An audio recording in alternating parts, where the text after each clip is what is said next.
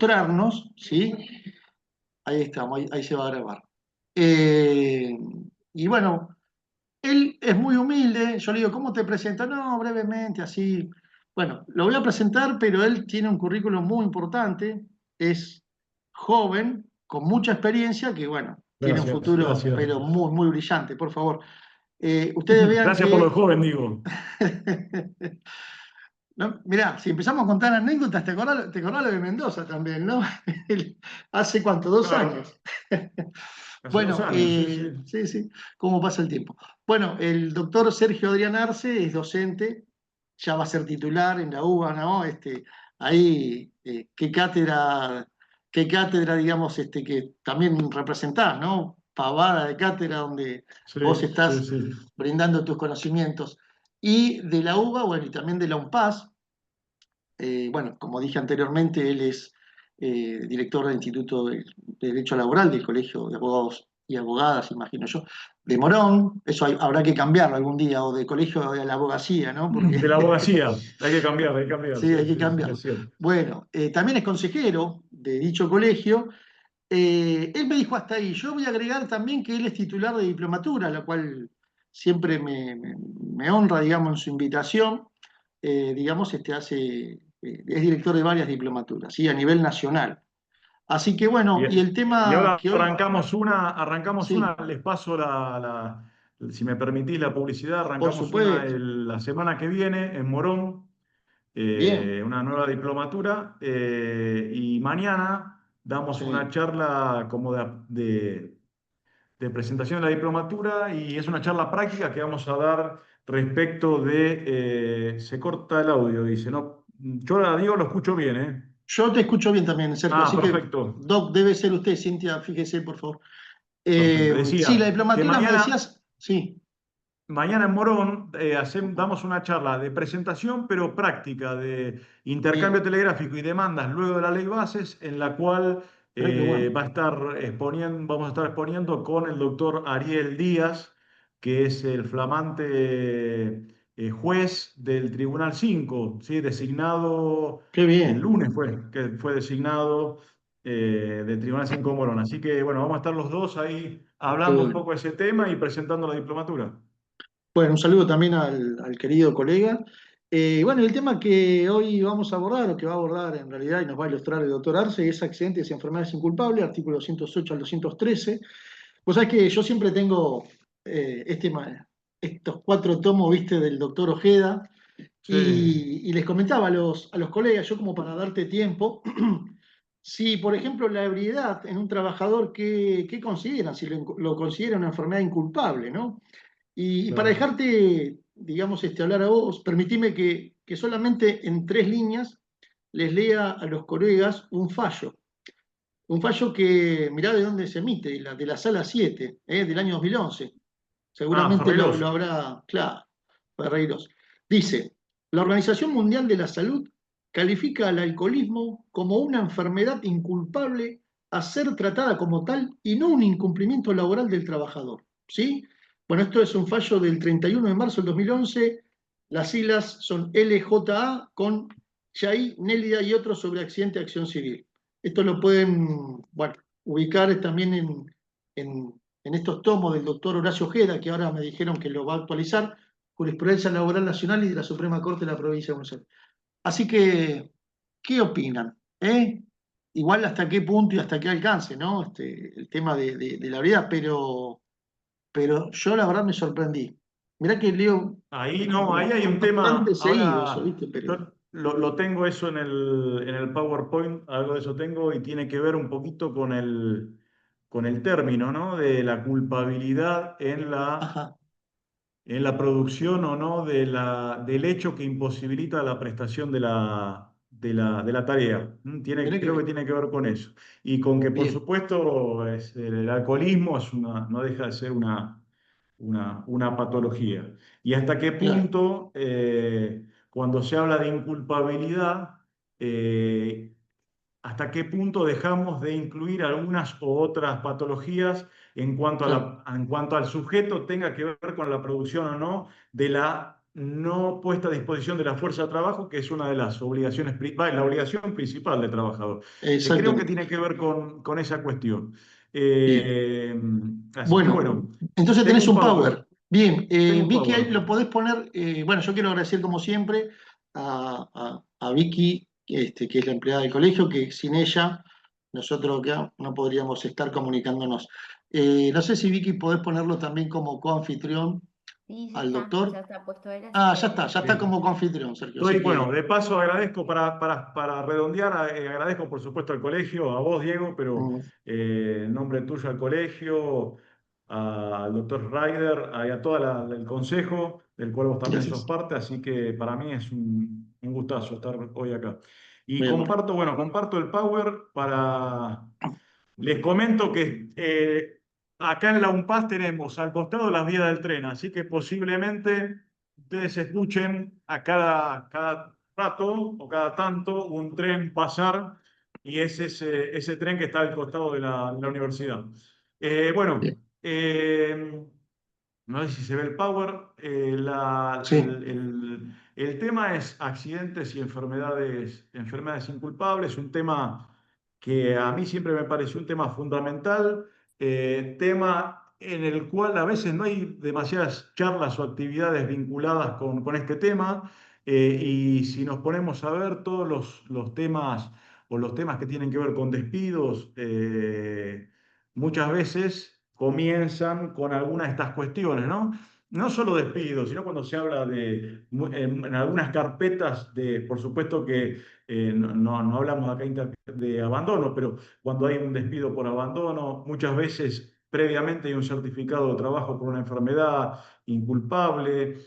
Cuando hablamos de se paga o no se paga la remuneración, cuál es el plazo, cómo se calcula el plazo de la licencia paga, qué pasa después en el transcurso de la finalización de esa licencia paga cuando comienza el otro tramo de la licencia, en donde todavía tenemos esa trilogía de inculpabilidad, de incapacidad y de temporalidad de la patología o de la imposibilidad de prestar la tarea, y ahí el empleador tiene que continuar reservando el puesto de trabajo al dependiente. ¿Cuándo comienza ese plazo? Si se notificó, si no se notificó, la ley no dice nada respecto de la notificación. ¿Qué pasa? ¿Cómo calculo el salario de ese 208? ¿Qué pasa si en el medio de la patología el trabajador tiene carga de familia o cambia la antigüedad? Ahí se tiene que aumentar o no el plazo de licencia. Eh, ¿Qué pasa en ese 211? ¿Qué obligaciones están vigentes? ¿Qué obligaciones no están vigentes? ¿Qué pasa con los certificados de trabajo, los certificados y el control médico, la discrepancia de certificados? ¿Qué sucede cuando ya se transforma en un 212 y el trabajador tiene una imposibilidad, una incapacidad permanente y el empleador tiene que reincorporarlo? Si se reincorpora, si no se puede reincorporar, ¿cómo es la prueba de eso? ¿Qué pasa con el 212, cuarto párrafo? Incluso con el 213, ¿no? Esta indemnización que viene a potenciar la estabilidad para el caso del despido durante la licencia. Entonces, me parece que es un tema que, primero, que hay un montón de jurisprudencia, un montón de fallos. A vos que te gusta, Diego, el tema de la jurisprudencia y los fallos, hay sí. muchísimo de accidentes y enfermedades inculpables, y me parece un tema que realmente se trata poco, y es un tema que es muy práctico y un tema en el cual en las carpetas siempre se discute. El tema del aviso, el tema de se controló o no se controló, qué facultades o qué posibilidades tiene el médico de la empresa respecto o en comparación con el médico personal del trabajador. Entonces, lo que tenemos Bien. que decir es que este 208 al 213 está dentro de la suspensión de ciertos efectos del contrato de trabajo. Es decir, la incapacidad entendida como imposibilidad, o dice la jurisprudencia también, desaconsejamiento. ¿Qué quiere decir? Que yo puedo tener una patología, que puedo realizar la tarea, pero que un médico me dice: no, mira, si vos realizás la tarea, posiblemente se agrave o posiblemente tenga un daño. Entonces, la jurisprudencia no solo habla de imposibilidad, es decir, incapacidad como imposibilidad de realizar o de poner la fuerza de trabajo a disposición, sino que incluso habla de cuando hay un desaconsejamiento respecto de realizar la tarea. Entonces, esta imposibilidad de realizar la tarea viene a romper o a, de alguna manera, generar un escollo, en el contrato de trabajo, en el desenvolvimiento normal del contrato de trabajo. ¿Por qué? Porque la obligación principal, como bien decía al comienzo, en el marco del contrato de trabajo, es la puesta de la fuerza de trabajo a disposición del empleador. No solo la incapacidad temporaria, porque si hablamos de incapacidad temporaria, hablamos 208 al 211. Ahora, cuando esa incapacidad ya es permanente, ya es definitiva, ya nos vamos al 212. Incluso pensemos qué problema causa o qué problema causa el signalama contractual cuando hay una incapacidad permanente en la cual el empleador tiene que variar de alguna manera el objeto o una innovación del objeto del contrato de trabajo para el cual se contrató, para el cual se pensó ese trabajador. Es decir, el trabajador fue contratado para manejar un colectivo y, atento a una incapacidad, se le puede pedir al trabajador reincorporar al trabajador en una tarea adecuada a las capacidades que tenía el trabajador. Entonces, es decir, la incapacidad, ya sea permanente o temporaria, eh, y acá una cuestión no menor es ¿por qué o para qué es este instituto o a qué sirve este instituto? Yo recién en la clase de la UNPAD estábamos hablando de principios y hablamos del principio de continuidad.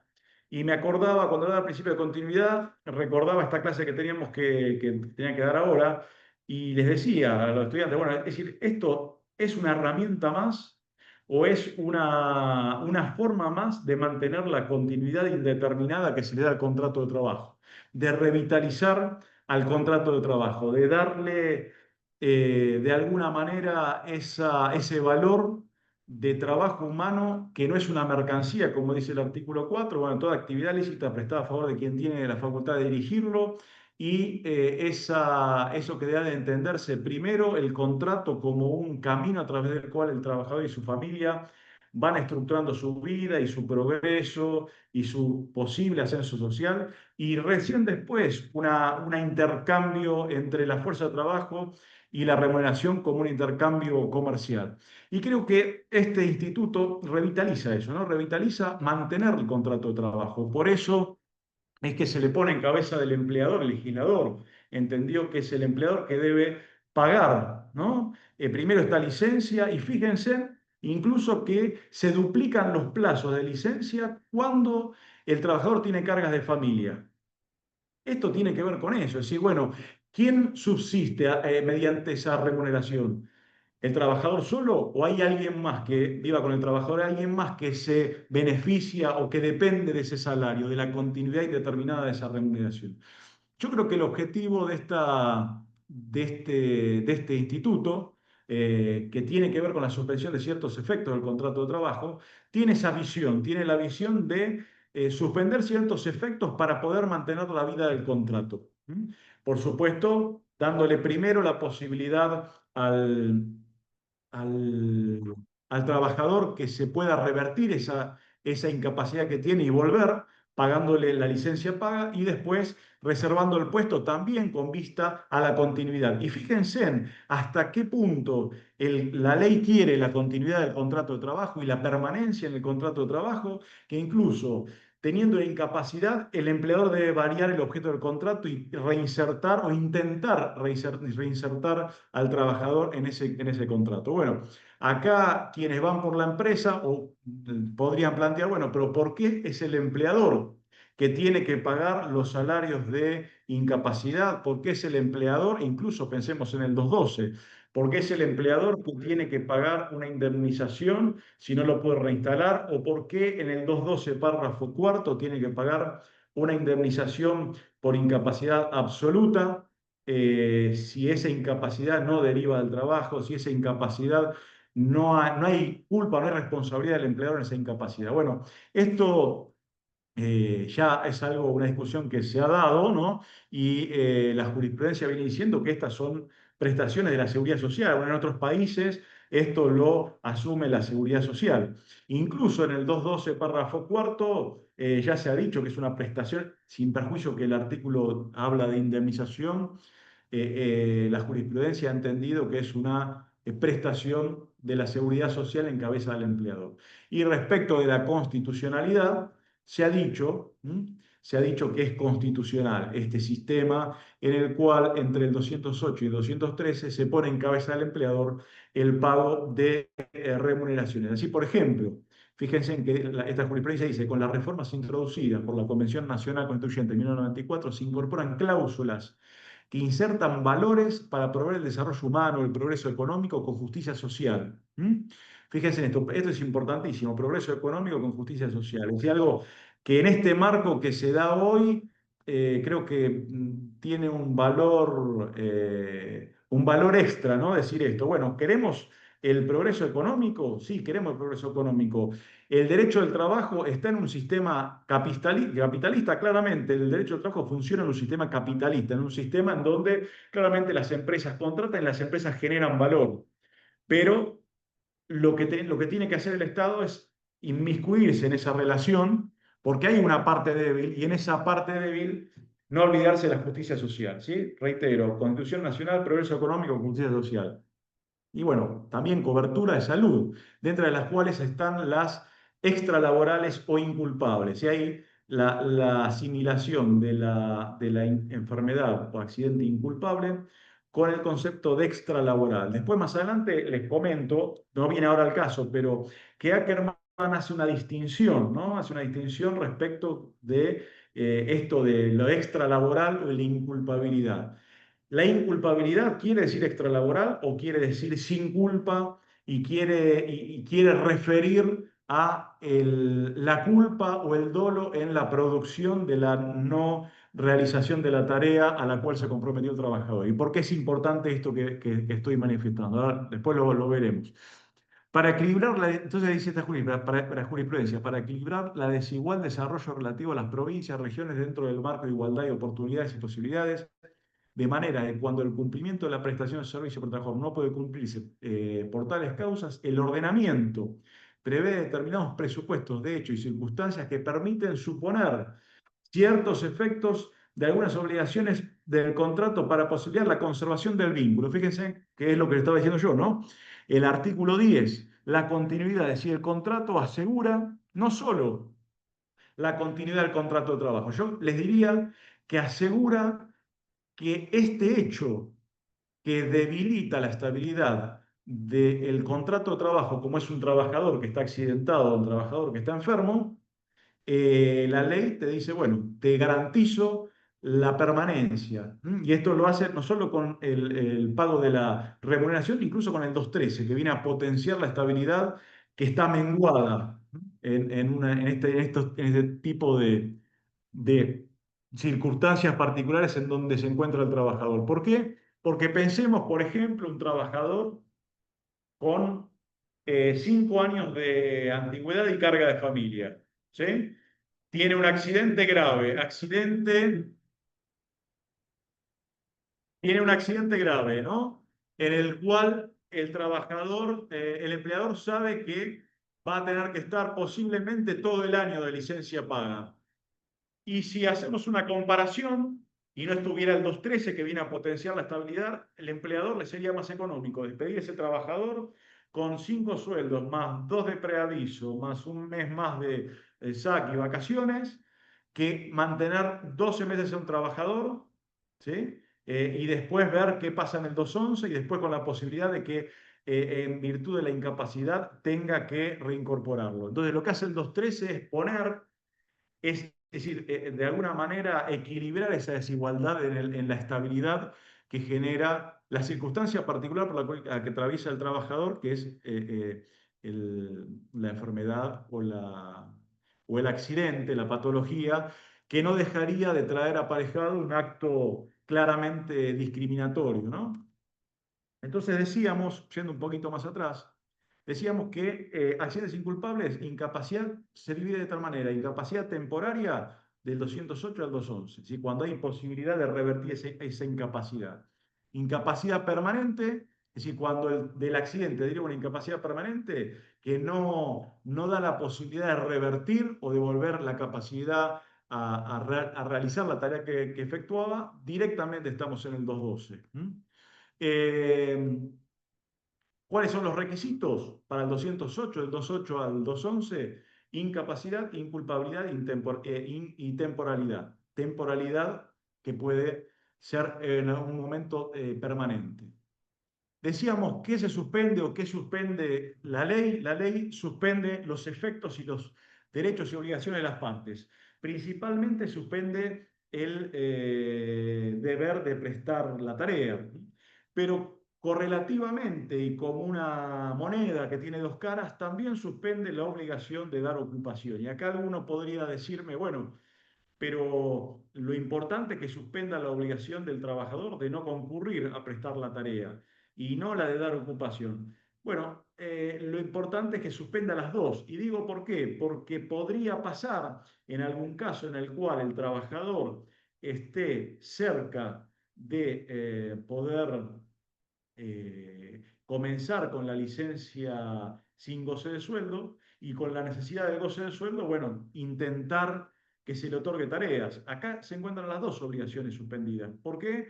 Porque también la obligación de ocupación se roza o delimita con la de indemnidad. Es decir, un empleador que aceptara o que pudiera dar una tarea a un trabajador incapacitado o un trabajador que no pueda hacer la tarea, lo único que estaría haciendo es generar daño al trabajador en virtud de dar ocupación a un trabajador que no tiene la capacidad o no está en condiciones de hacer. Decíamos, incapacidad puede ser incapacidad o imposibilidad y también desaconsejamiento, es decir, que el médico le diga, mire, usted tiene desaconsejado realizar la tarea. Dijimos inculpabilidad, cuando hablamos de inculpabilidad, en realidad esto que decíamos, estamos hablando de la culpa, no, o sí también en la producción del siniestro, sino más concretamente en la no puesta a disposición de la fuerza de trabajo. Y acá iba lo que planteaba Diego, bueno, ¿qué pasa, por ejemplo, con la ebriedad? ¿Qué pasa con una persona que se droga? ¿Qué pasa con, pensemos, una cirugía que es estética, en donde quien decide la realización de ese tratamiento, la realización o el hecho es la persona trabajadora y que a causa de eso no puede poner la fuerza de trabajo a disposición. Y también, reitero, el otro requisito, la temporalidad. Si es definitiva, ya no estamos en el 208 y 211, sino que vamos de cabeza al 212. Acá me pregunto, ¿quién debe probar cada requisito? La incapacidad claramente debe ser alegada por el trabajador, ¿sí? Y en cuanto a la prueba, es decir, ya la jurisprudencia ha dicho que cuando esa imposibilidad o esa incapacidad sea breve, no sea un resfrío, imposibilidad, simplemente basta o bastaría con el aviso. Es decir, bastaría que el trabajador diga, no, mire, yo hoy no puedo trabajar porque tengo fiebre o tengo... Y ahí empieza a correr o empieza a regir, es decir, la pelota va a la cancha del empleador, ¿no? El 210. El empleador tiene la posibilidad de controlar esta manifestación del empleador. En ningún lado dice que el trabajador tiene que presentar un certificado, y menos por esta circunstancia breve, ¿no? Sería ahí el empleador que tendría que controlar y chequear. Si no lo hace, a mi modo de ver, entiendo que tendría que abonar la remuneración de ese día y entender, o esos 2 días o 3 días, y entender que esa, esa patología fue así, fue correcto, ¿no? Eh, Inculpabilidad o culpabilidad del hecho. Ahí ningún hecho se presume doloso, se presume culposo, así que quien debería eventualmente endilgar la culpa o dolo en la provocación o en la no puesta de trabajo a disposición, sería el empleador, ¿no? Esto es importante tenerlo presente, ¿no? Y acá tenemos que tener presente que hablamos de, siempre cuando hablamos de accidentes o enfermedad inculpable, hablamos de cada accidente o enfermedad, ¿sí? Lo dice el mismo artículo, cada accidente o enfermedad inculpable que impide la prestación de servicio no afectará el derecho a percibir la remuneración, y acá habla de los plazos, 3 meses, 3 meses o 6 meses, de acuerdo a si tiene más o menos de 5 años de antigüedad, y si tiene carga de familia, los plazos se duplican, 6 meses o 12 meses. ¿Y por qué es importante determinar que es por cada accidente o enfermedad? Porque si tenemos un trabajador que tiene mala suerte, un trabajador que es proclive a los accidentes, podríamos tener por ahí un trabajador que tiene menos de 5 años de antigüedad y no tiene carga de familia, por ahí tiene 3 meses por haber tenido un accidente en la calle, después por ahí puede tener otros 3 meses por otro accidente que tiene jugando a la pelota, puede tener otros 3 meses, si esto es importante, es decir, tendría 3 meses por cada accidente, o por cada patología, por cada accidente o enfermedad inculpable. El motivo de la ampliación de la licencia, habíamos dicho que se vinculaba, por supuesto, o la jurisprudencia ha dicho, y la doctrina ha entendido que la duplicación vinculado con las cargas de familia tiene que ver con quién es el que hace uso o a quién se sostiene mediante esa remuneración que limitada o finalizada, bueno, va a sufrir esta cuestión de no tener la remuneración o el devengamiento continuo de remuneración. ¿Cómo se calcula la antigüedad? ¿Sí? Estos 5 años, hasta 5 años o mayor a 5 años. Lo calculo siguiendo, por supuesto, las reglas del artículo 18. Recuerdan el artículo 18 que les dice que a fin de cuentas nos habla de que la prestación o la antigüedad es todo tiempo prestado para un mismo empleador, con lo cual acá tenemos que tener presente eso, ¿no? Bueno, el trabajador trabajó anteriormente en la empresa, es decir, hay una acumulación de antigüedad. ¿Sí? No importa si en el último periodo trabajó 4 años, pero si ya tiene una antigüedad reconocida, si tiene un contrato anterior, recuerden esto del 18, es importante. ¿Y qué periodos se cuentan como antigüedad? Bueno, todos los que devengan remuneración. Hay una discusión ahí si se contaría como antigüedad una licencia del 211 anterior en donde no se devenga donde no se venga remuneración. A mi modo de ver, yo también lo contaría porque ese tiempo es un tiempo de servicio que no está, a ver, en la cual el trabajador no está cumpliendo función, pero por una circunstancia que él es ajeno, ¿no? Eh, ¿Y desde cuándo? La pregunta sería, ¿desde cuándo? ¿A qué acontecimiento calculo la antigüedad? La calculo en principio al momento del accidente, al momento del hecho incapacitante. La primera manifestación incapacitante. Y la otra pregunta es una pregunta que hice al comienzo de la charla, en donde decía, bueno, ¿qué pasa? Pensemos en un trabajador que tiene 4 años de antigüedad y 11 meses, y en el transcurso de la licencia cambia su antigüedad.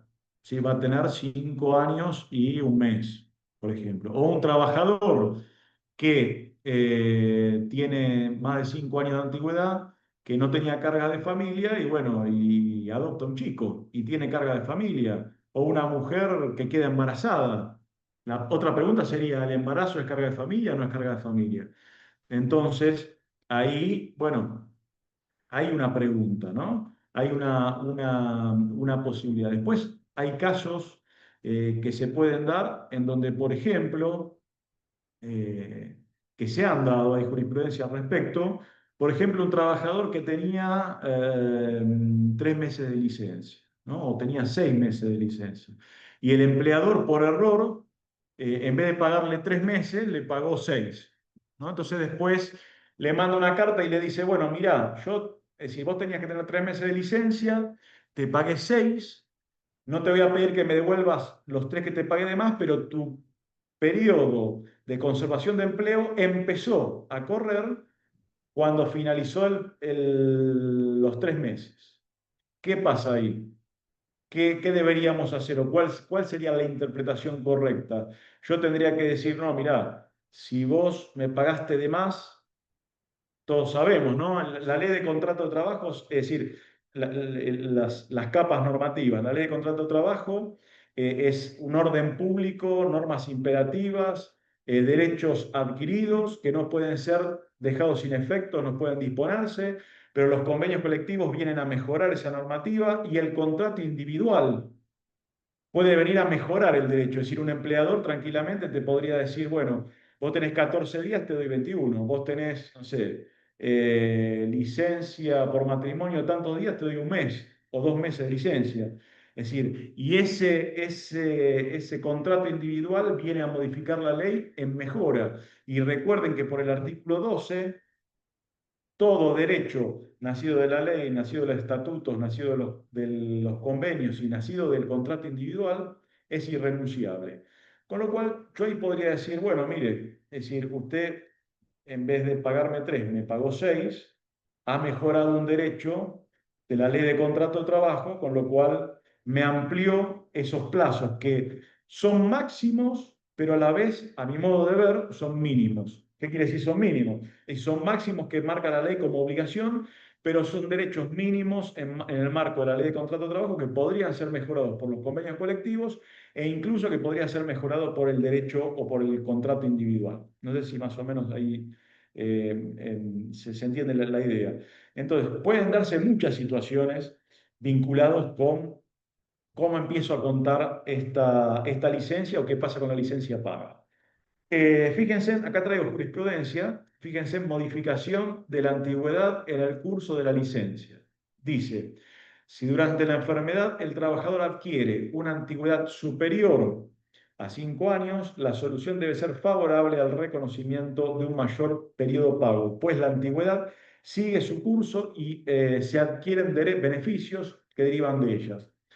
Y también se incorpora al patrimonio del trabajador. Decía acá, lo que dice es, bueno, la antigüedad sigue el curso y los beneficios se van adquiriendo en el momento, con lo cual esta jurisprudencia también del 2011 nos dice, bueno, se debe aumentar y mejorar la licencia paga, es decir, pasar de 3 a 6.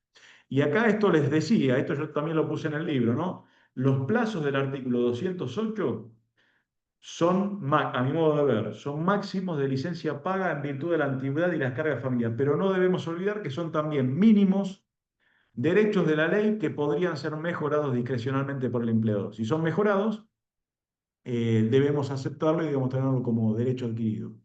Acá tenemos otra jurisprudencia vinculado con esto que les planteaba yo del error. ¿Qué pasa si te pago de más? ¿No? Si te pago, que te continúo pagando licencia pese a que tenía 3 meses o tenía 6 meses. ¿Qué dice esta jurisprudencia? Bueno, en el caso, el empleador pagó por error una licencia de 12 meses cuando debió haber sido de 6 meses, en atención a las pautas del 208 y la ausencia de carga de familias.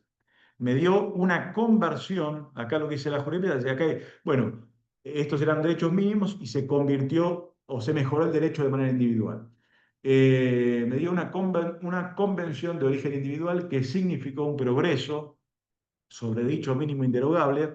A partir de la reforma de la ley 26.574, los términos del artículo 12 se extienden en la irrenunciabilidad a los derechos previstos por la ley, estatutos, sino también a los del contrato individual. Recuerden que el 70-2023 intentó modificar esto, ¿no? Del contrato individual, no quedó así en la 27.742. Entonces, acá la jurisprudencia dice que la ampliación del plazo de licencia paga por enfermedad inculpable que oportunamente se le reconoció al trabajador se inscribe en los últimos supuestos, resultando inatendible la invocación de un presunto error que efectúa la demanda una vez finalizado el vínculo. Y bueno, acá habla del 2.2 y todo lo demás, pero tengan presente esto, los plazos son mínimos. Otra pregunta podría ser, ¿cómo cuento los plazos en las modalidades contractuales, ¿no? Bueno, acá hay que ver si hubo fraude o no hubo fraude. Si hubo fraude, me refiero, si hay un contrato a plazo fijo y en realidad ese contrato no está por escrito y todo lo demás, bueno, continúa el contrato, continuará como contrato por tiempo indeterminado. Ahora, si hubo contrato a plazo fijo, contrato lo que sea, y después se contrató al trabajador nuevamente, ahí hay una continuidad en virtud del artículo 200 perdón, el artículo 18, en cuanto a los plazos. Lo que podríamos tener también como modalidad es, que no lo puse acá, pero se me ocurre, es el contrato por temporada, en donde son contratos por tiempo indeterminado, prestación discontinua, en donde ese hecho de la prestación se da en determinadas temporadas y tiende a repetirse. Bueno, la antigüedad debe contarse por el tiempo efectivamente prestado en la temporada. Y la otra pregunta que podríamos hacer acá, bueno, ¿y hasta cuándo le voy a tener que pagar al trabajador la licencia del 208? Si realmente es un contrato a plazo fijo, yo entendería que hasta el momento que finalice el contrato.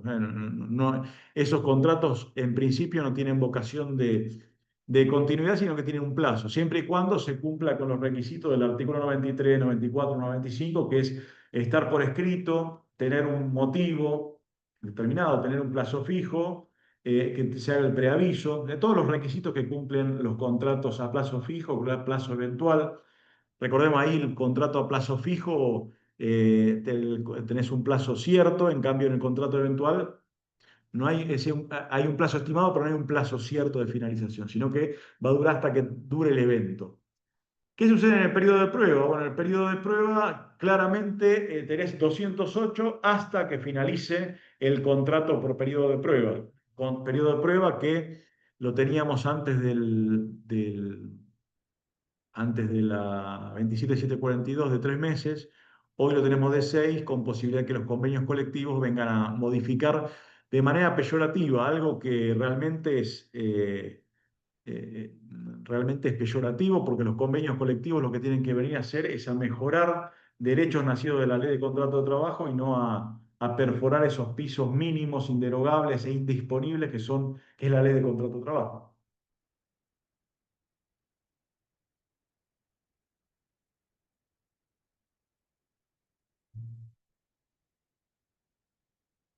Podría reclamar el 2.3 en caso de periodo de prueba y yo entendería que por el momento hasta que el momento del despido ya no, porque no contempla esa posibilidad. Ahora, entiendo que podría haber una cuestión de discriminación por estado de salud, ¿sí? Y ahí cuando hablamos del periodo de prueba, en realidad se pasó el periodo de prueba o no pasó el periodo de prueba o está contrariando una normativa que va más allá de a una normativa de excepción como es el periodo de prueba. ¿Sí? Yo pondría en la balanza las dos normativas, ¿no? Por un lado, la excepción al principio general, que es la reparación del despido, ¿sí? Como es el periodo de prueba, el periodo de carencia indemnizatoria, y del otro lado, un montón de normativa con jerarquía constitucional, ¿sí? Del 75, inciso 22, en donde se prohíbe discriminar al sujeto, ¿no? Al artículo, incluso la Constitución Nacional, el artículo 16, ¿sí? El artículo 14 bis y todos los convenios internacionales de derechos humanos. Entonces, si hablamos de discriminación y hablamos del periodo de prueba, bueno, yo les diría que ahí también recuerdo que había una cuestión, ¿no? Un debate sobre el periodo de prueba y la trabajadora embarazada, ¿eh? Si se discutía o se discute, ¿no? Hay jurisprudencia para distintos lados, si durante el periodo de prueba tiene virtualidad la presunción del artículo 178. ¿M? Hay jurisprudencia que dice que sí, Hay otra que dice que no, que en realidad la trabajadora debería acreditar y probar que fue discriminada, ¿sí? Porque en ese periodo el empleador tiene la facultad o la posibilidad, no facultad porque nadie tiene facultad de despedir, sino la posibilidad de despedir sin consecuencias indemnizatorias. Lo cierto es que ante dos normas, a mi modo de ver, ante dos normas, una de rango superior, como es la no discriminación, contra una que es una norma de excepción, que es el periodo de prueba, y una norma que entró como una norma flexibilizadora en la década de los 90 dentro de una cantidad de reformas peyorativas que se dieron en esa época, yo entiendo que debe prevalecer la de no discriminación. Acá tenemos jurisprudencia, dice lo siguiente: de conformidad con lo establece el artículo 92 bis, si la empleadora decidió extinguir la relación durante el periodo de prueba, no le asiste a la trabajadora derecho a percibir los salarios con posterioridad a la fecha. Eso es lo que en principio dice la normativa. A ver. Después esta jurisprudencia tiene que ver con lo siguiente, porque hay otra posibilidad. ¿Qué pasa cuando el trabajador ingresa a un contrato de trabajo, empieza el contrato por tiempo indeterminado? Recordemos que el periodo de prueba es la primera parte la primera fracción, pero dentro de un contrato por tiempo indeterminado. Y ahí, ¿qué pasa si el trabajador se enferma y después es despedido porque no pasó la prueba? Es decir, ¿pudo probarse al trabajador o no pudo probarse? ¿No? Ahí es el planteo. Entonces, un planteo que podría darse teóricamente, bueno, se podría suspender ese periodo de prueba en el plazo en donde el trabajador esté de licencia. Bueno, ya la jurisprudencia ha dicho que no.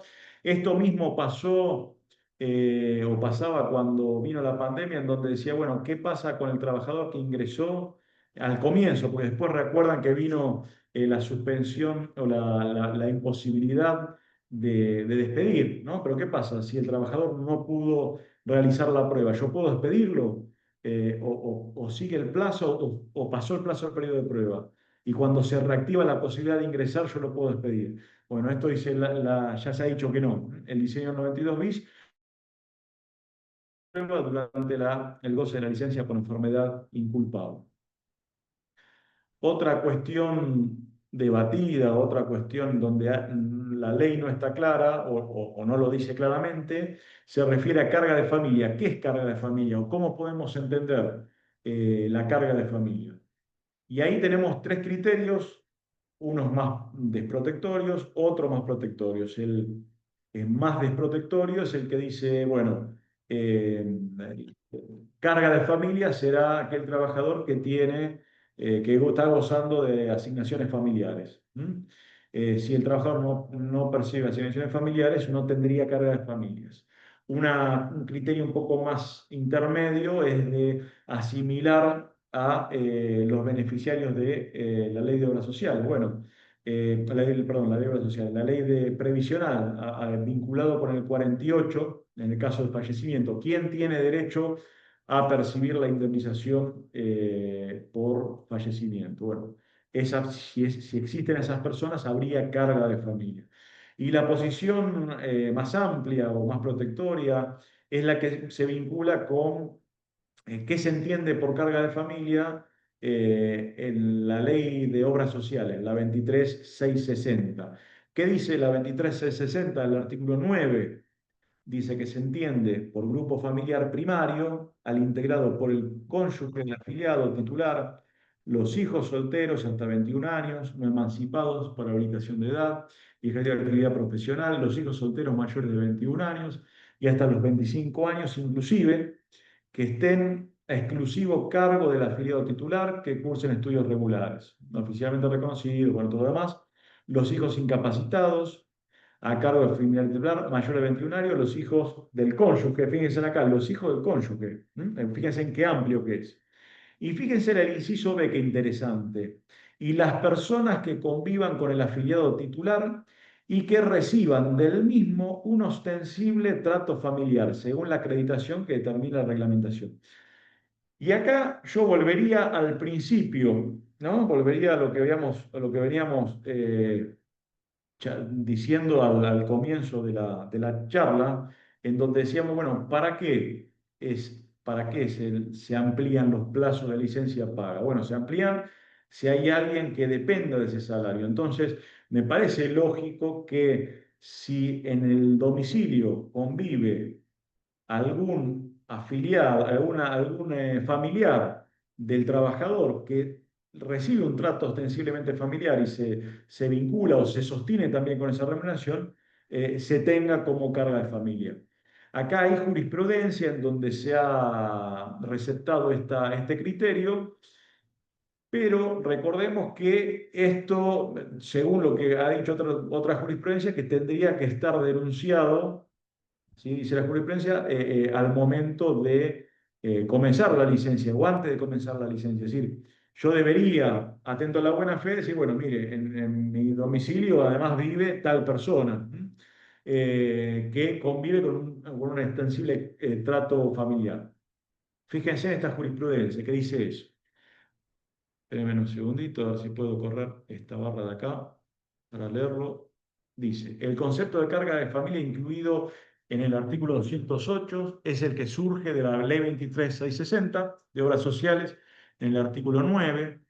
Por otro lado, debe entenderse que carga de familia aquellas familiares amparados en la legislación de instituciones familiares y obras sociales con la condición de los parientes que hayan sido declarados y acreditados a estar a cargo. ¿Sí? Eso sería algo interesante manifestarlo, comentarlo, decirlo, ¿no? Eh, Vamos a ver qué más tenía por acá.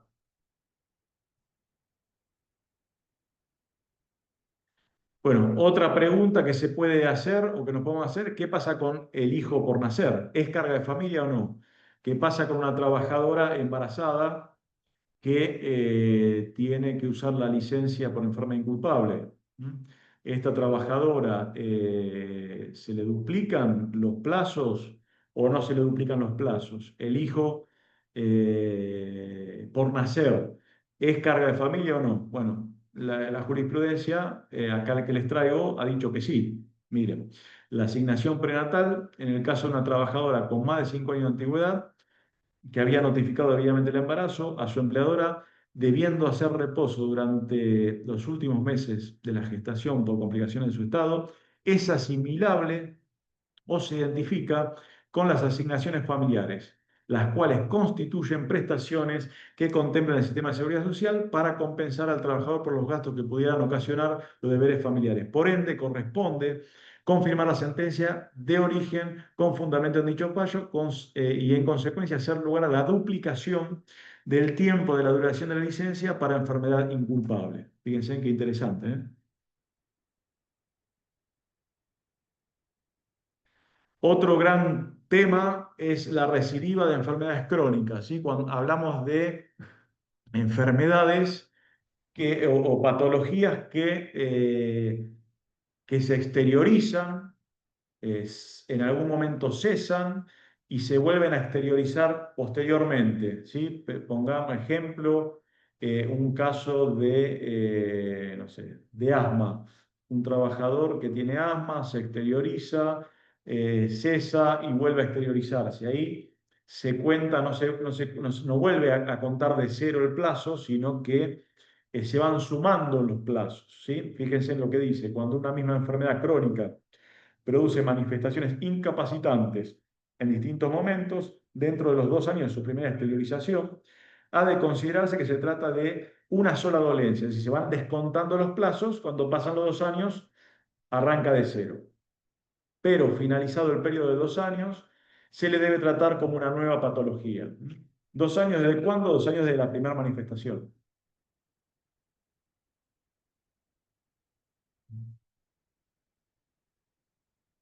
Vamos, otro tema importante es la remuneración.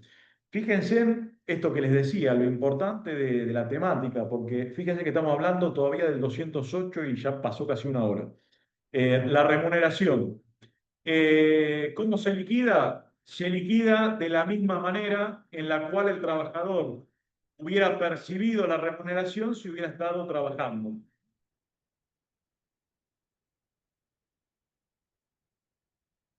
Reitero, se debe percibir la remuneración de la misma manera que hubiera el trabajador percibido si hubiera estado trabajando.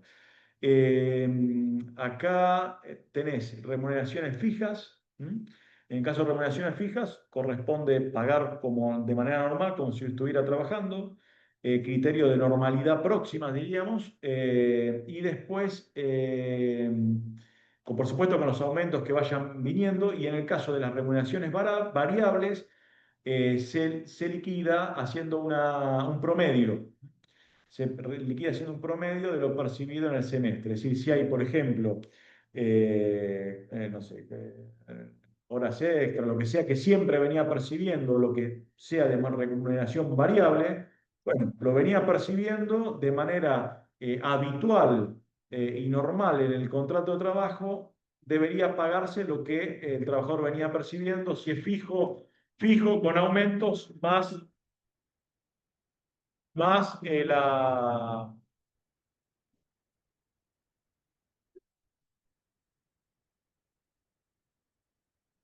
más lo que es, estoy esperando que pase el tren, más lo que tiene que ver con lo variable.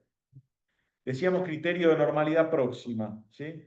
Debe percibir, ¿qué debe percibir? Remuneración, principales, accesorias, fijas, variables, quiere decir salario básico, viáticos, premios, primas de producción, horas extras, adicionales de convenio, incluso asistencia, presentismo, antigüedad, ¿sí? Todo lo que hubiera percibido si estuviera trabajando, no está yendo a trabajar, pero porque no puede, no porque no quiere, es decir, no hay responsabilidad. ¿Y qué pasa con el 200, con el 103 bis?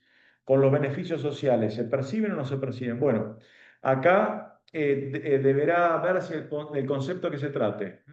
No deberán incluir los que están vinculados con la prestación de la tarea en sí, pero sí los que tienen que ver con el contrato de trabajo. Ejemplo, por ejemplo, un trabajador que en la empresa tenía el comedor. El trabajador no puede pedir la compensación por el no uso de comedor, porque ese era un beneficio social que estaba vinculado con la tarea, con la prestación de la tarea y no con el contrato.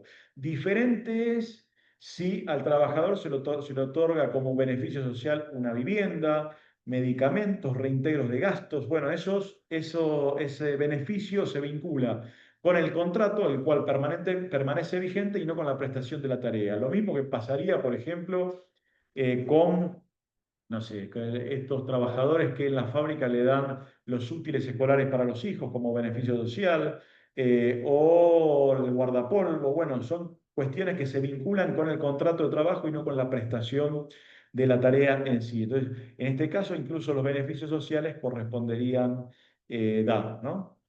Bueno, las suspensiones disciplinarias no afectan la prestación del 208. A ver qué quedó acá en los 208.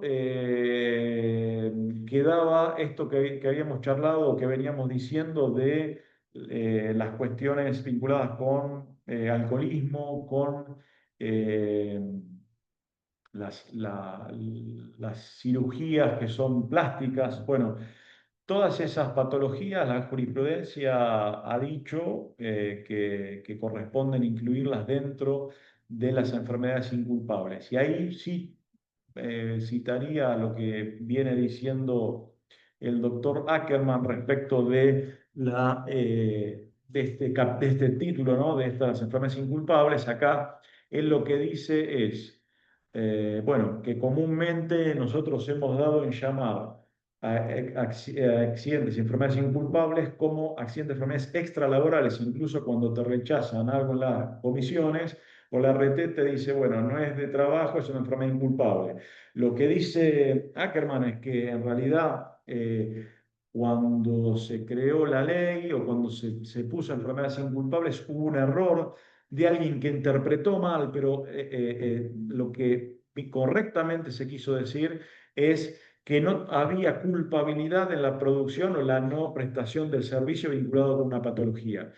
¿Qué dice la jurisprudencia? Incluso algunos accidentes que han tenido culpa grave, ¿qué pasa? Incluso pensemos con un trabajador que intenta suicidarse y que por suerte no comete ese hecho, pero queda con secuelas. ¿Esas secuelas son inculpables o no? Claramente sí, ¿sí? Incluso en casos de culpa grave corresponde la aplicación de enfermedades inculpables, donde podríamos decir que no irían en el caso de dolo, en donde concretamente hay una intención del trabajador de accidentarse o ponerse en situación de no, para no ir a trabajar, ¿no?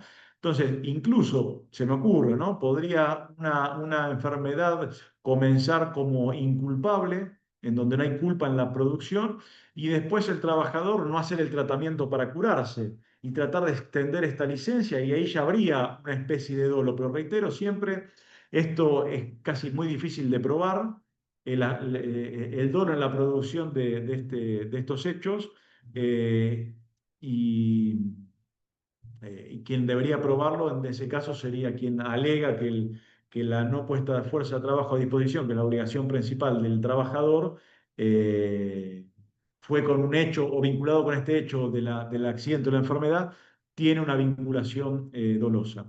Incluso acá lo que se habla es de esta interrelación entre la ley de riesgos y la ley de contrato de trabajo, ¿no? Se dice, bueno, incluso los accidentes de trabajo también son inculpables.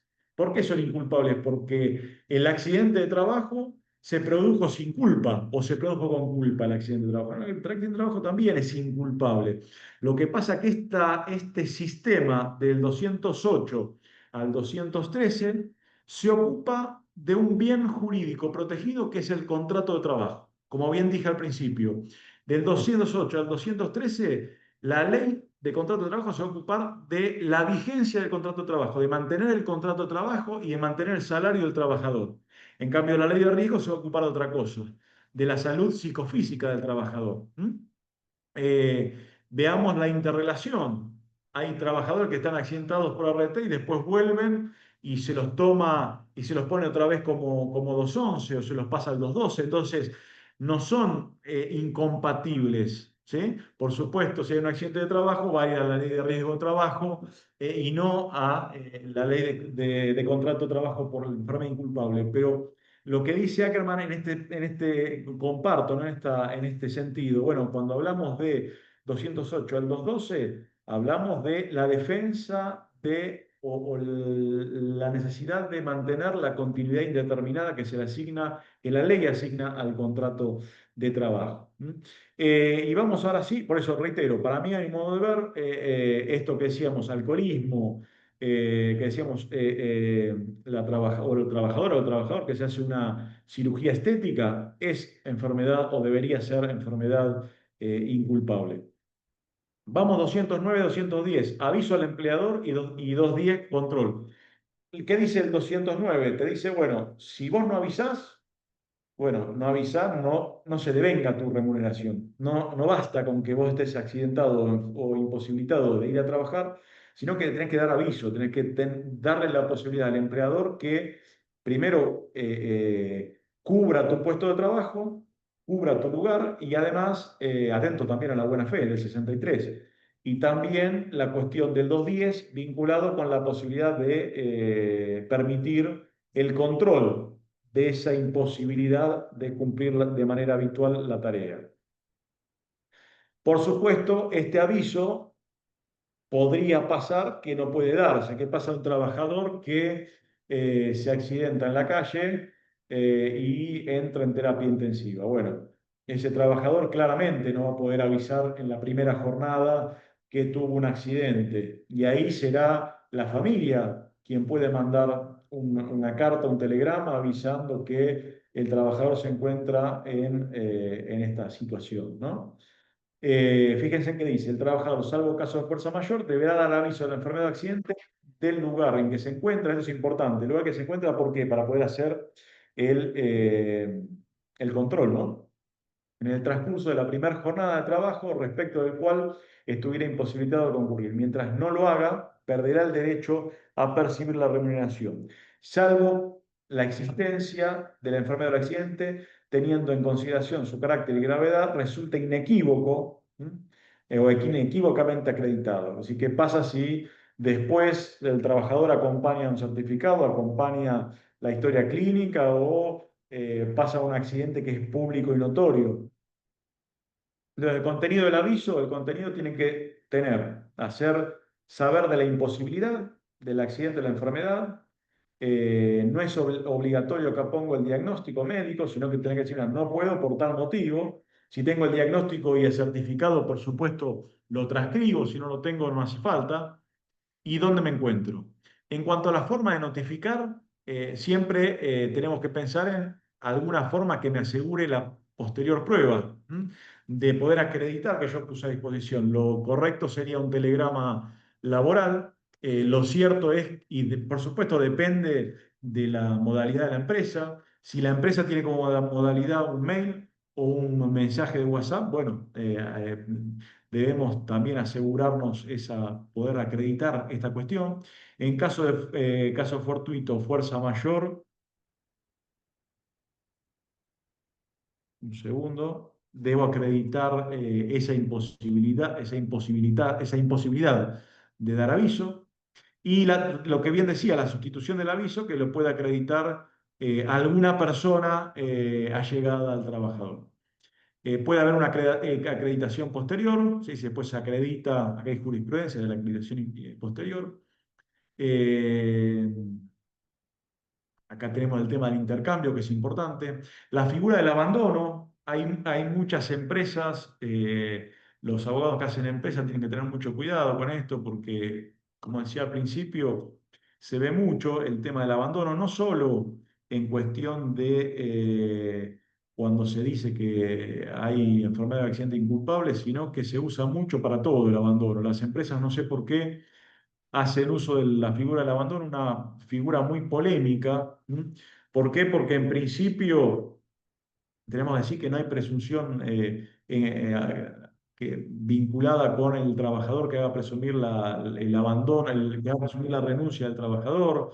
Es decir, y si el trabajador contesta la carta y dice que está enfermo y que no puede presentarse, incluso les diría que no importaría si es verdad o no es verdad que está accidentado.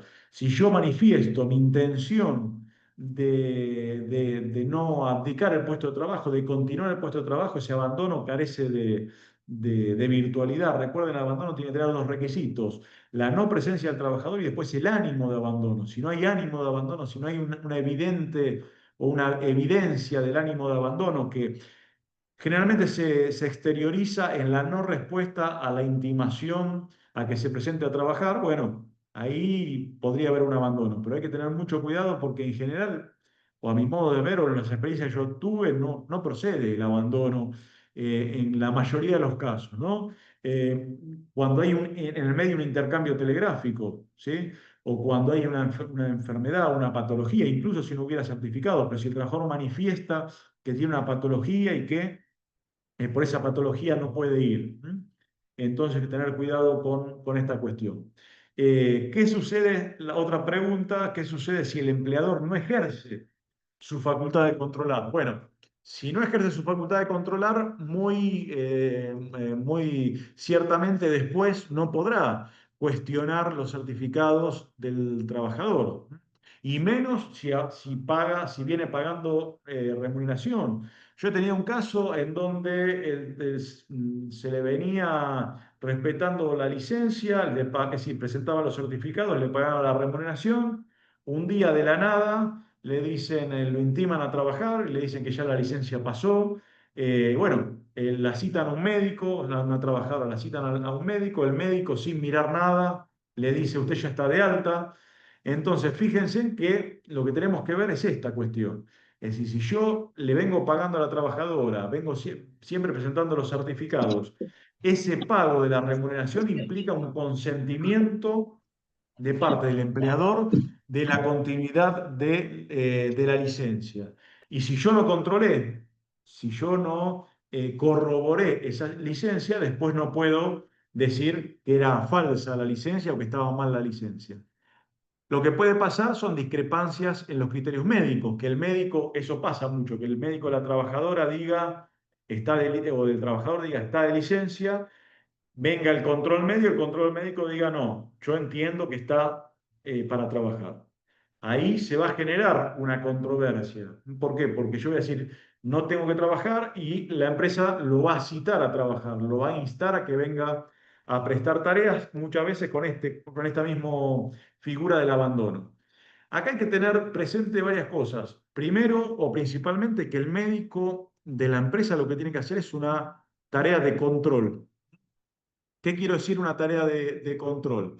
No puede el médico de la empresa otorgar un alta. Se ve mucho esto también, no sé si les ha pasado a ustedes, a mí me ha pasado que viene el trabajador y dice, no, el médico de la empresa me dio el alta. No, el que puede dar un alta es el médico que sigue un tratamiento. ¿Quién es el médico que sigue el tratamiento? El médico del trabajador, no el médico de la empresa. El médico de la empresa lo único que tiene que hacer o se tiene que suscribir a controlar lo que hizo el médico tratante y aconsejar a la empresa y decirle, no, mira, este trabajador está para trabajar o ya está para venir a trabajar. Y después será la empresa que en virtud de ese aconsejamiento, bueno, lo cite al trabajador.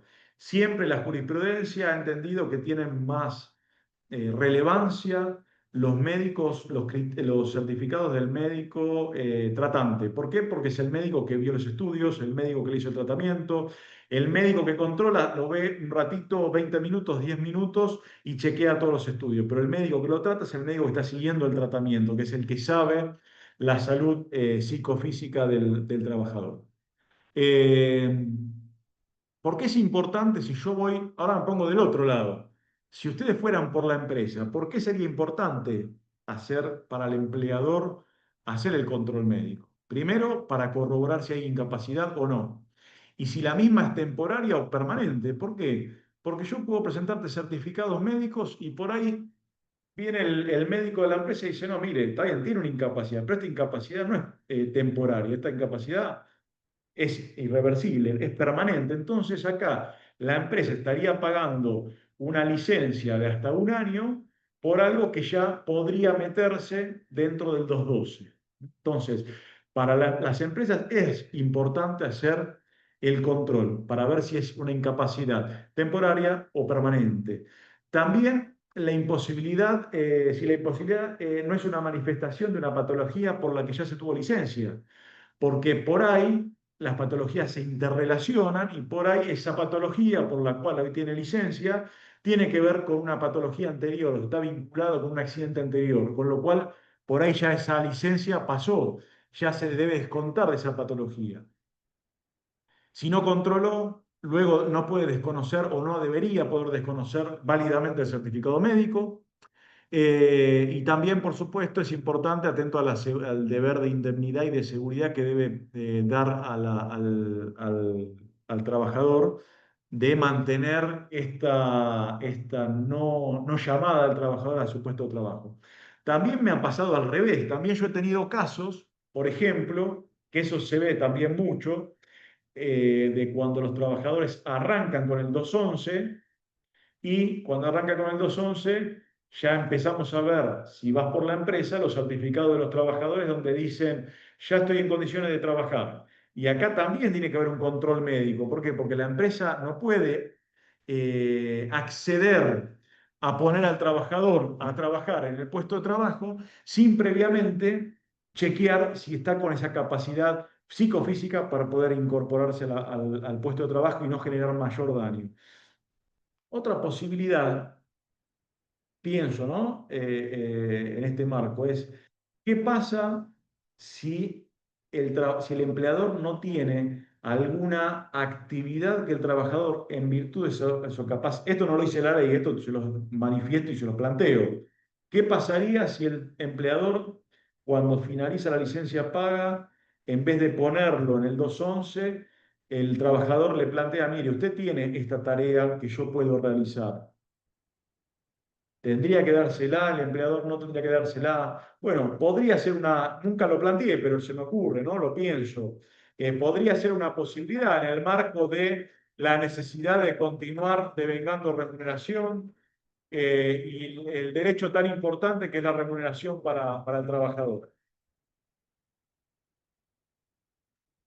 Fíjense en esta jurisprudencia, dice, ante una enfermedad denunciada por la trabajadora. La demandada debe hacer uso del derecho de control médico previsto en el 210. Si no lo hace, corresponde entender que la enfermedad oportunamente denunciada era real. Esto es lo que les venía diciendo. En cuanto a las discrepancias, no existe método arbitral o jurisdiccional. En Capital sí hay una forma de poder hacer una junta, ¿no? Para determinar la certeza o no de quién tiene razón, ¿no? Entre el médico de la empresa y el médico de del trabajador, ¿no? Y acá lo que se dice, la jurisprudencia viene diciendo que es razonable privilegiar la opinión del primero, es decir, del médico del trabajador, que es el profesional a cargo del tratamiento y por ello el que está en mejores condiciones para conocer el estado de salud y actitud física del trabajador. Tengamos presente también de ir generando prueba. ¿Por qué digo generando prueba? Porque si eventualmente esto se judicializa, yo no voy a poder dentro de 2 años tratar de hacer una prueba respecto del estado de salud de un trabajador en aquel momento, salvo que acompañe la historia clínica y se haga una cuestión de chequear la historia clínica. Pero, por ejemplo, si el médico de la empresa rechaza ese diagnóstico, yo lo que podría, además de mi médico, consultar una segunda opinión y tener un segundo certificado que acredite o que revalide lo que venía diciendo mi médico. Bueno, pasamos entonces 211. ¿Qué pasa cuando yo estoy en 208, licencia paga, y se me vence este plazo de licencia paga? 208.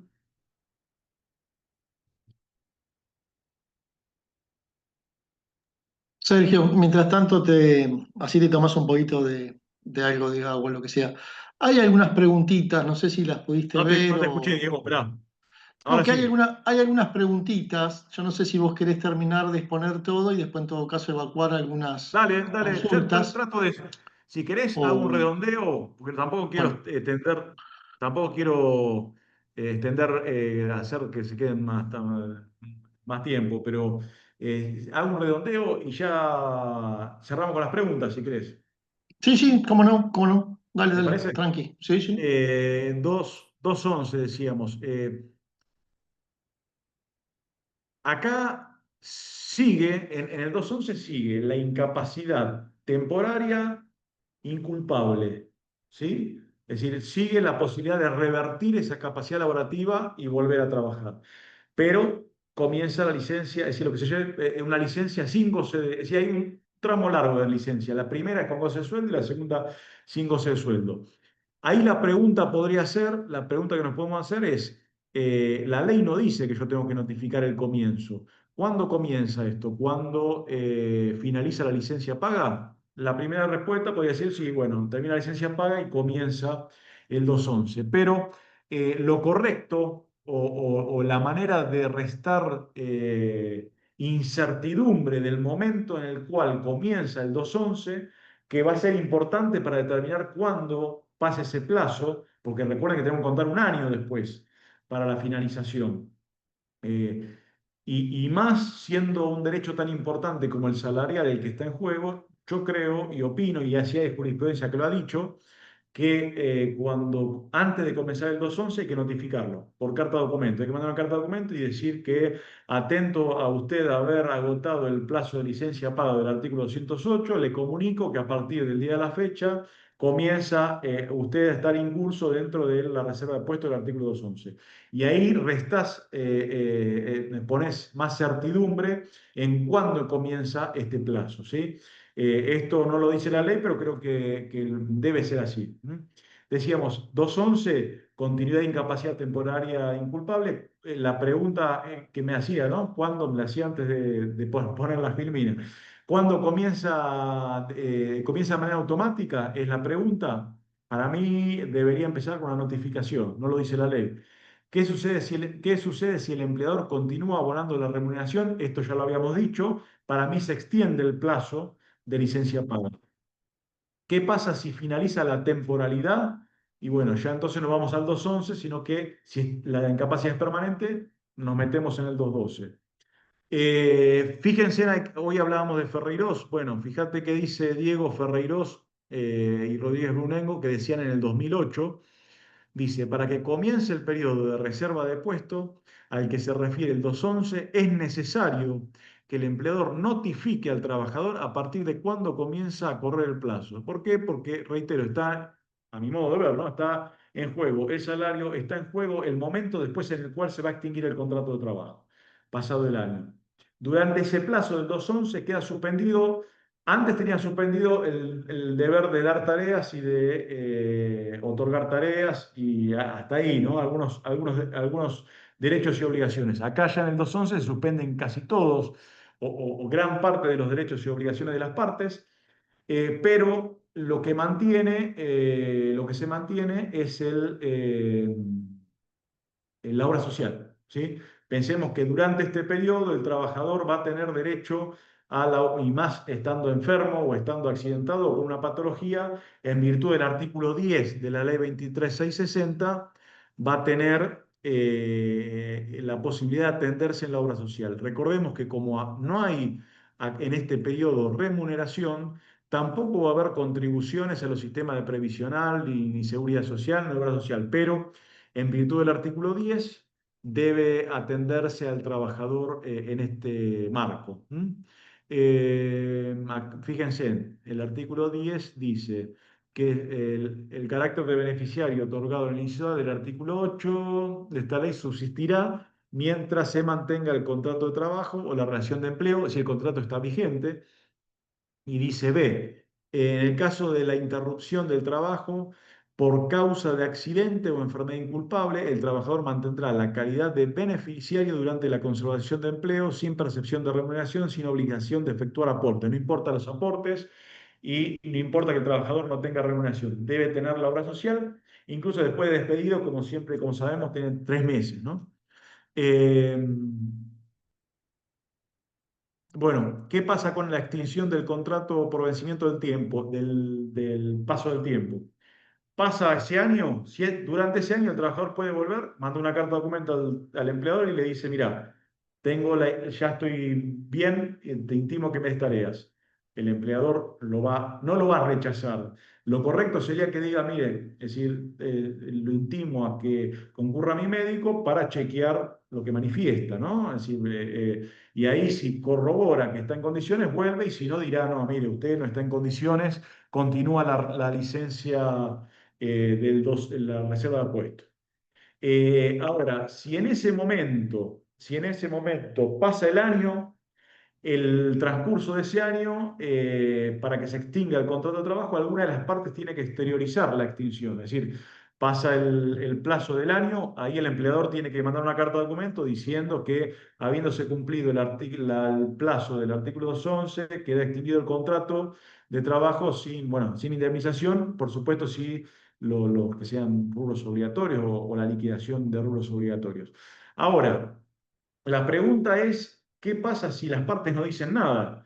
¿Qué pasa si el empleador no extingue el contrato? ¿Qué pasa si el trabajador no dice nada? Bueno, ahí hay una prórroga de ese plazo, es decir, el contrato continúa, sigue vigente hasta que una de las partes extinga el contrato. ¿Hasta cuándo? La pregunta sería, sigue vigente. Bueno, si pasa mucho más tiempo, podríamos pensar en el artículo 241, donde el empleador no cita al trabajador y el trabajador no manifiesta intención, y ahí podría haber otro modo de extinción del contrato. Eh, bueno, y para finalizar, nos metemos un poco en el 212, que son los supuestos contemplados en donde hay una incapacidad temporaria, una incapacidad permanente de la capacidad física, y esto se puede dar en cualquiera de los momentos, ¿sí?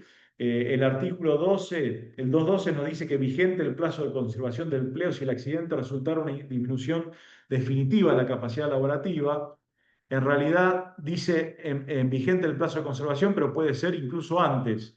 Vigente los plazos de 208 si se exterioriza una incapacidad o una disminución definitiva de la capacidad laborativa. Acá se dan los distintos supuestos, ¿no? Que el empleador debe tratar de otorgarle una un lugar adecuado, un lugar de trabajo adecuado a las tareas, ¿sí?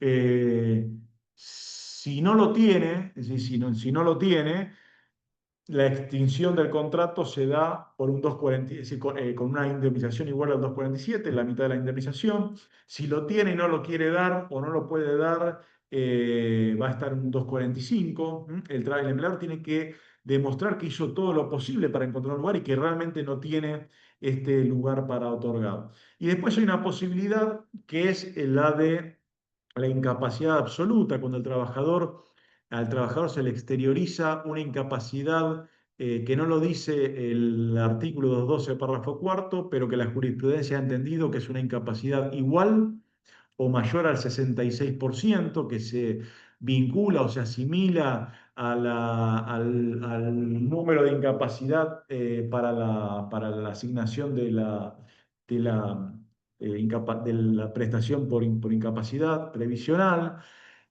Acá hablamos igual de dos cosas distintas, ¿no? Hablamos de una, en este caso del 212, párrafo cuarto, una indemnización, pero que la Corte ha dicho que es una prestación de la seguridad social en cabeza del empleador. Es ese trabajador que no puede realizar esa tarea ni ninguna otra tarea en ningún otro lado. Es decir, es una compensación para un trabajador que no va a poder de acá en adelante realizar ninguna tarea. En ese caso del 212, párrafo cuarto, no hay preaviso. ¿Por qué? Porque es una causal de extinción del trabajo que no se vincula con la decisión del empleador, sino que el hecho mismo de la incapacitación absoluta extingue el contrato de trabajo. Y acá hay que tener cuidado con esto porque se da mucho que se extingue el contrato por esta causal, pero la forma de instrumentar la extinción puede ser una renuncia, puede ser un despido, puede ser un acuerdo, puede ser, es decir, pasa mucho, o incluso hay supuestos en donde, por ejemplo, un trabajador, pongamos este ejemplo, ¿no? Un trabajador que está en terapia intensiva y está de manera incapacitada, de manera absoluta, sigue el contrato y fallece. Bueno, ahí la extinción o los causantes del trabajador que podrían reclamar un 248, que podrían reclamar la indemnización por fallecimiento, en realidad podrían, como herederos, en vez de reclamar la mitad del 245, reclamar el 212, párrafo cuarto, porque el contrato se extingue una sola vez. Entonces, si ese trabajador estaba incapacitado de manera absoluta en algún momento del vínculo laboral, ese hecho es decir, de manera permanente y con imposibilidad de recuperarse y con imposibilidad de volver, una incapacidad absoluta, total del 212, párrafo cuarto, a ese trabajador se le devengó la indemnización del 212, párrafo cuarto, pero no la percibió. Con lo cual, si se me devengó una indemnización y no la percibí, mis herederos podrían reclamar esa indemnización en vez de reclamar la indemnización, los causantes de la indemnización del 248. Y hay jurisprudencia, incluso me acuerdo haber escrito ahora no me acuerdo, la verdad, ni los autos, ni me acuerdo para qué revista o para quién lo escribí, pero había un fallo de una causa, creo que era de Córdoba, en donde había un 212, párrafo cuarto, y había una intimación a jubilar. Entonces se decía qué prevalecía, si qué había extinguido el contrato, si la jubilación o la incapacidad absoluta. También hay casos de renuncia y en ese marco una extinción, una incapacidad absoluta. Acá lo importante es dos requisitos: que haya estado vigente el vínculo cuando se exterioriza la incapacidad absoluta y que se exteriorice médicamente la incapacidad absoluta. Me acuerdo que en ese fallo, después lo voy a buscar y se lo voy a pasar a Diego Me y parece que era un fallo de la Corte, o sea, del Superior Tribunal de Córdoba, que la Corte lo dio vuelta de hace claro, unos años, claro. de una persona que Sí, no trabajó me, más de 30 años en una empresa de transporte. ¿Puede ser? sí, sí, yo me acuerdo, me acuerdo Sí. que lo escribí y que se lo mandé a alguien, pero no me digas lo tengo que buscar, pero en ese fallo, la justicia de Córdoba que decía, bueno, acá hubo mala fe porque no manifestó que tuvo el hecho incapacitante de manera absoluta. Y la ley no lo dice, la ley simplemente dice que si estando vigente el contrato de trabajo se exterioriza una incapacidad absoluta, ese hecho imposibilita es decir, extingue el contrato. Entonces, cualquier otro modo de extinción posterior es ineficaz porque el contrato ya estaba extinguido. E incluso acá tenemos en estos casos una cuestión con el objeto del contrato de trabajo, porque el trabajador no puede realizar ese trabajo, en este caso 12 párrafo cuarto, ni ningún otro trabajo. ¿Qué más? A ver qué dice aquí este que era. Fíjense, a ver. Bueno. Este es importante. Acá dice, habla del 212 cuando tenés que reubicar a una persona tiene una incapacidad permanente que puede ser reubicado. Dice que la ley no le impone la obligación de crear un puesto de trabajo innecesario al empleado. Si no lo tiene, no lo tiene. Sino que lo que le pide la ley o lo que manda la ley es que adopte un criterio de elasticidad. Cuando por la estructura de la propia actividad se vislumbra la necesidad de ciertos sectores de trabajo. Ahí también se habla de la posibilidad de variar o modificar o de poner a un trabajador en otro lugar y dar el espacio a este trabajador. Es decir, tiene que hacer, el empleador tiene que probar que hizo lo posible para dar la tarea, pero no lo puede, no tiene ese puesto de trabajo. Siempre no tiene que crear un puesto innecesario para bancar un trabajador. Simplemente tiene que hacer lo posible para mutar el objeto y dar el puesto de trabajo. La carga de la prueba de la imposibilidad de reubicación corresponde al empleador acreditar, como bien decíamos, en forma objetiva y concreta que al momento en que debía efectuar la reubicación del dependiente no existía en la empresa puesto o vacante disponible que resuelve compatible con el estado de salud. ¿Qué debe probar esto? Bueno, que hizo lo posible. ¿Qué más? Bueno, indemnización cuarto párrafo, esto es algo que ya hablamos. Hay, a ver, dígame, déjenme ver una cosa, que había un fallo que me parece importante.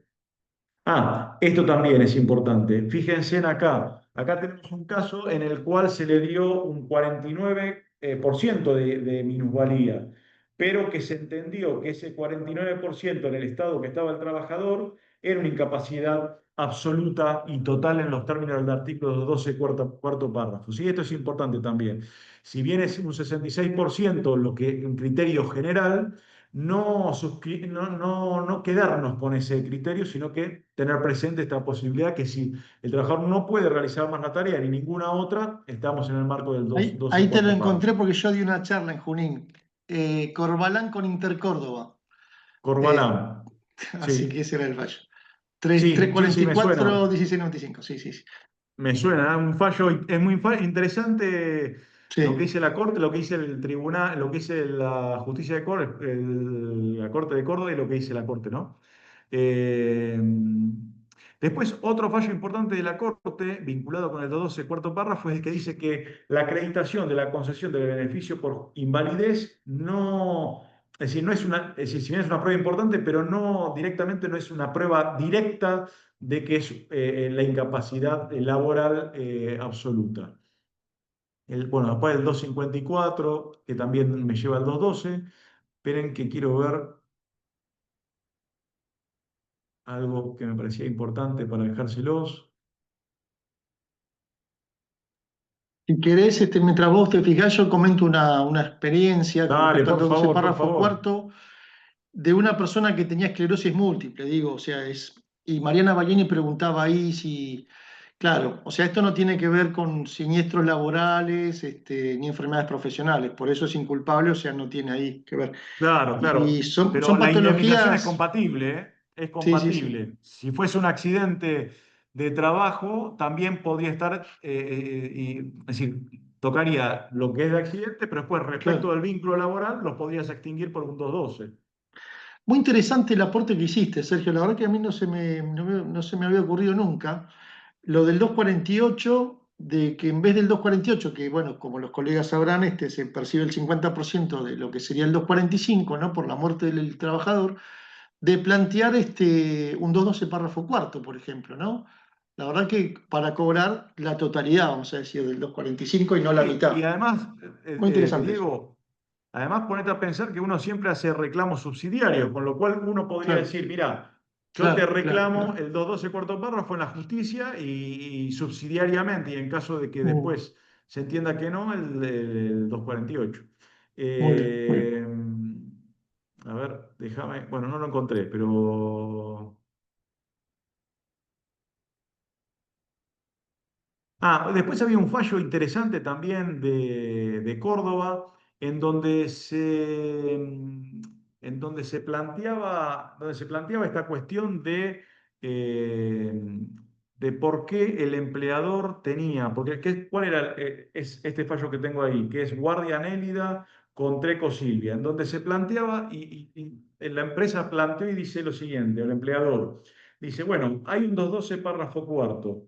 Pero esto es inconstitucional. ¿Por qué? Porque no es inconstitucional el pago, porque esto ya se ha dicho que es constitucional. Lo que ellos dicen o lo que se cuestionaba acá es el monto de un monto que hace remisión al 245 con la indemnización completa. ¿Por qué? Porque ellos dicen, bueno, en todos los casos en donde el empleador no puede otorgar tareas, como por ejemplo en el 247, que no hay lugar para reubicarlo, se le paga la mitad de la indemnización. ¿Por qué? Acá en este caso, en donde hay una situación de incapacidad absoluta, en donde el empleador no tiene nada que ver, tiene que pagar un 245. ¿Sí? Esto es lo que decía el fallo de la Cámara de Trabajo de Villa María de Córdoba, ¿no? Y acá el planteo que yo, o por lo menos mi visión de este planteo, es que la diferencia es que en el caso del 247, en donde no se puede reubicar al trabajador, no se lo puede reubicar al trabajador con esa nueva capacidad, pero el trabajador sigue teniendo otra capacidad o más capacidad para poder encontrar un nuevo empleo en otro lado. En cambio, en el 212, párrafo cuarto, ese trabajador no va a poder, si no se le paga el 245, no va a tener más nada hasta que no obtenga el beneficio jubilatorio. Entonces, la diferencia es esa. La diferencia es ese trabajador no va a poder trabajar ni en ese lugar ni en otro lugar más, porque está incapacitado de manera absoluta.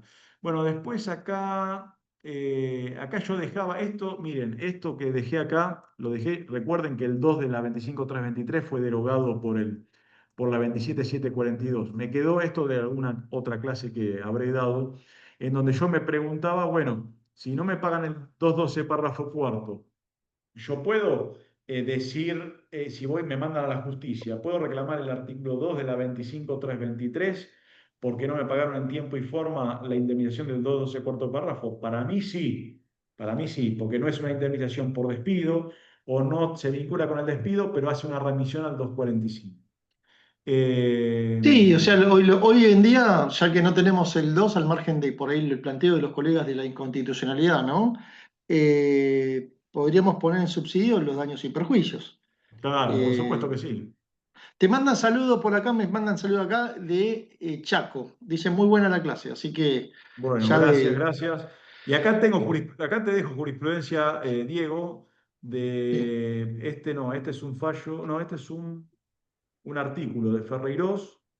La nombramos mucho Ferreirós en sí, esta clase, ¿qué querés? ¿Qué querés? del 20 de un artículo de Repar, en donde entiendo que diría que sí.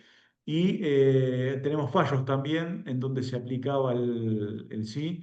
Y contrariamente tenemos algún otro fallo en donde otros jueces que ahí están nombrados dicen que no.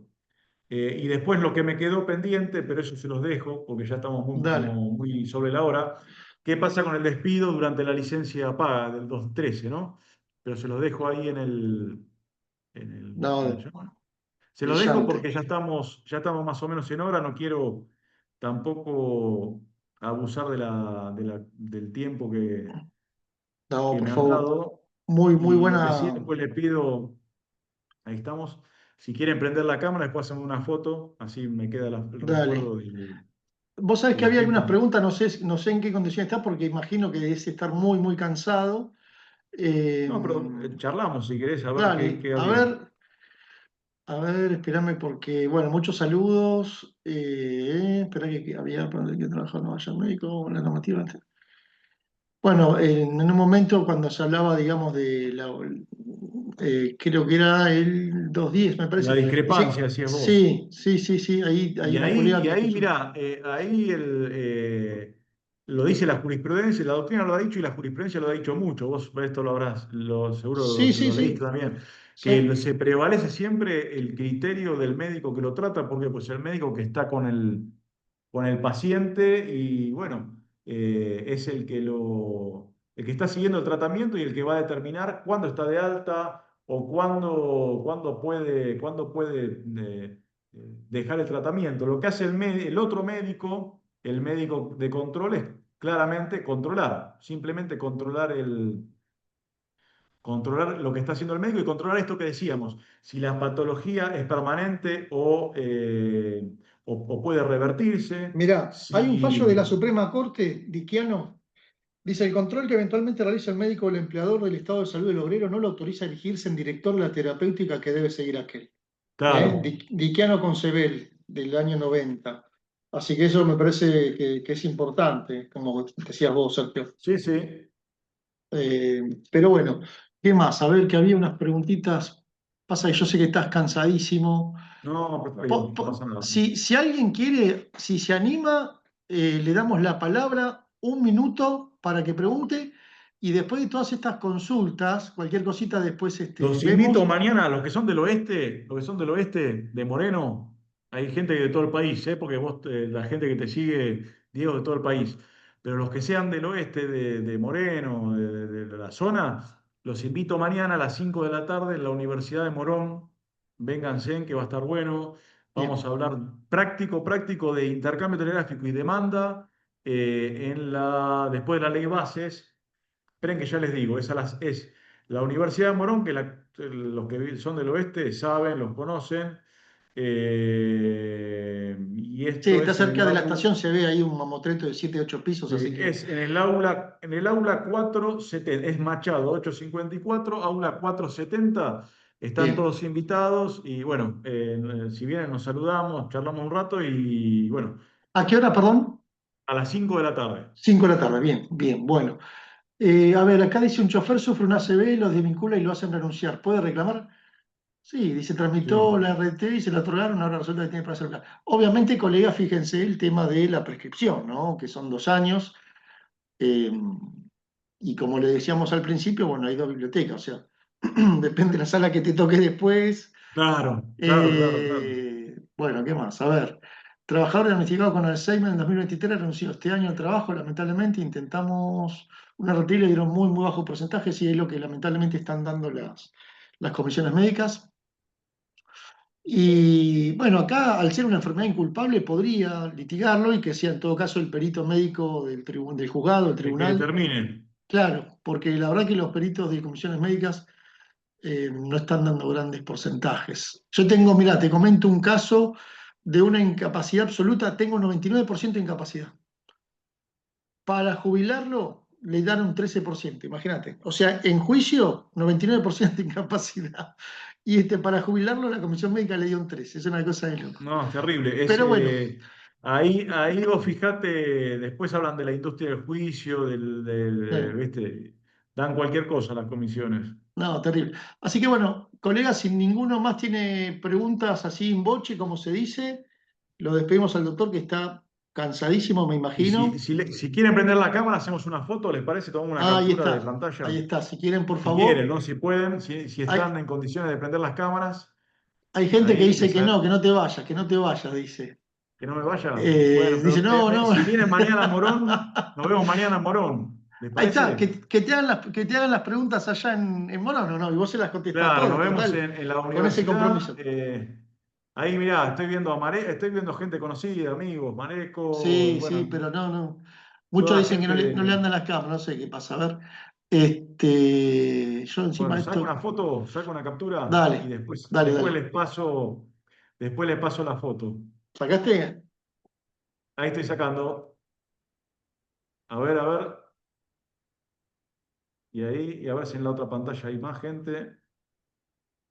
No, la otra pantalla está apagada. Bueno, bueno, listo. Les agradezco mucho. Gracias, Diego. No, Y por nos estamos favor. viendo pronto, ¿eh? Muchas gracias a Te todos. debo